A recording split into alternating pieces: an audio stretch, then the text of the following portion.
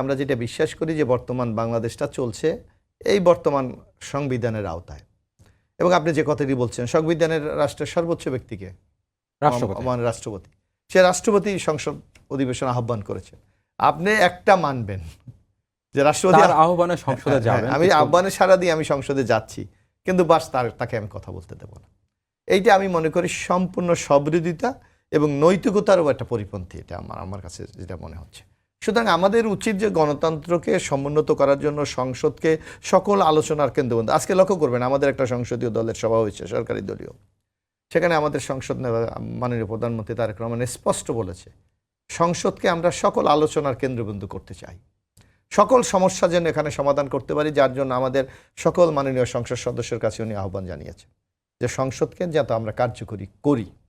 তা আপনি একদিকে গণতান্ত্রিক ব্যবস্থাকে এগিয়ে নিতে চাইবেন, সংসদকে কার্যকরী চাইবেন, অন্যদিকে সংবিধানের যেই বাধ্যবাধকতা সেটা মানবেন না। কারণ একটা আমাদের কনস্টিটিউশন কি আছে যে যদি কোনো প্রথম অধিবেশন হয়, সে অধিবেশনে মহামান্য রাষ্ট্রপতি তার ভাষণ দেবেন। এইটাই হলো প্রথা, এইটা হলো নিয়ম। আপনি সেইটাকে কিভাবে ভায়োলেশন করবেন, আই ডোন্ট নো।